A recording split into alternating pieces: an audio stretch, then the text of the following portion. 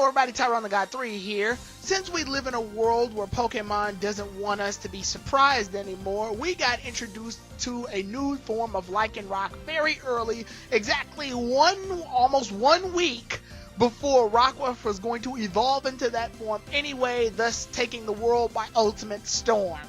So, introducing Lycanroc Dusk form. Earlier, I and KG both made videos showing off both Lycanrocs because Ash ended up catching a Rockruff, which means that Ash had the possibility to evolve his Rockruff into midnight form and midday form.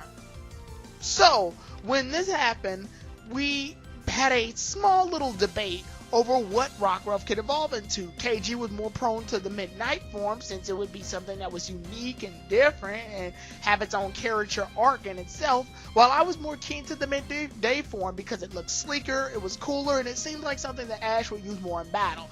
Obviously, to all of our surprises, Rockruff ended up acting in such an indifferent behavior, plus being introduced to both midnight and midday form with the form of Gladiant's Lycanroc and Olivia's Lycanroc. Rockruff decided to run off on its own, and it's been taking a more ambiguous path by evolving when it's not quite daytime and it's not quite nighttime. It's, well, dusk, noon, and evolves into Lycanroc Dusk form. So this form looks a lot like the midnight form in the sense that it has all of the ruffles of fur on top of its body that go in the same direction as midnight form, but it seems that it's on all fours like the midday form, and it does seem to represent the midday form quite a lot as well. So it's a combination of both. But what does that mean towards the metagame? What does that mean in the video games of Pokemon Ultra Sun and Ultra Moon that more than likely Lycanroc will be portrayed in? Well, here's the thing. If you've watched either of our videos, then you would know which Lycanroc favors both fighting styles. Lycanroc midday form prefers the speed type of style where its speed is higher. It can use the exclusive move Excel Rock, and it can learn Quick Guard, and its speed, like I said, is higher than Midnight. Where Midnight follows more of the defense route, where its defenses are higher so it can take a lot more hits and then dish them back up using the move Counter, and then fight hard with various, physical attacks, or use moves to increase its defense even further. So there's your differences. One's more in defense, one's more on offense. And this isn't the first time this thing has happened. Several Pokemon have worked together in tangent like this in order to, serve as a double elemented tag team like Persona. For example, Volbeat and Illumise follow this deal where one's really powerful at attacks while the other one's really powerful at defense. Meowstic, the evolved form of Esper, has two forms based on gender, where the female form is more based on physical attack, while the male form is more based on using support moves in order to help the physical one out. So, with the third element being put in and a new form, first off, how would this even work in the games? Obviously, there's a wide margin between day and night in Pokemon Sun and Moon, or just in Pokemon in general. If Eevee wants to evolve into Espeon, then you have to raise its happiness and then evolve it one time in the daytime by leveling it up, which turns it into Espeon.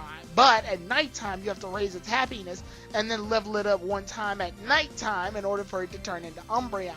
So how does a noon feature exactly work here? Well, there is an afternoon in Pokemon Sun and Moon, so there's no doubt that that can happen. However, if we're talking absolutely noon to the point where it's 12, it's not beyond Pokemon to think of a new, weirder method of evolution. I mean, hell, in order to evolve Inkay into Malamar, you literally have to turn your DS upside down. Yeah, that's weird. So it wouldn't be too far-fetched to say that they would be so picky as to say Rockruff can only evolve into his Dusk form while playing Ultra Sun and Ultra Moon while it's exactly 12 o'clock. Yeah, I know it seems silly, but that's probably what will happen. But to be on the more generous side, there is a really gray area of what's considered noon in terms of the daytime, where it's like just before the sun sets over the horizon, which that could fit and give the player a lot more time than just 1 minute to evolve their Rockruff into this form of Lycanroc. It'd be a special form if you were to run into it on accident, then it'd be a surprise, but as we can see, Pokenchi completely ruined that surprise. and didn't even let the anime have the chance to show that surprise off. But if we were to take this into account, I'm guessing that there's probably an area in Ultra Sun and Moon where the player, if they have a Rockruff, can stand specifically in that area and say, oh, your Rockruff is reacting to this particular, I don't know, cliff that's near the horizon. Its eyes turn green. Boom! It turns into Dusk form Lycanroc. And this is the only way to do it, is to go to this special area when it's at level 20. The level required for it to evolve into Midnight or Midday, which can then become the Dusk form. But this can only happen between the hours of, let's say, 11:30 all the way up to 1:30 or 2:30 or maybe even all the way down to 4:30, just to give the player a little bit more time than just 12 o'clock and then it's over. Albeit, this, like I said, this wouldn't be the first time the Pokemon thought of a weird method to evolve Pokemon, but, what are you gonna do?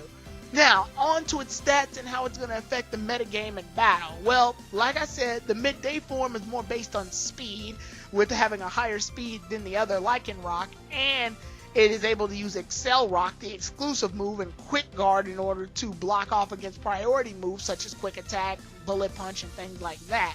The Midnight form is more prone to defense by raising its defenses and being able to use the move Counter in order to counter off opponents as well as Reversal, and it's also able to, just have much higher defense than the other.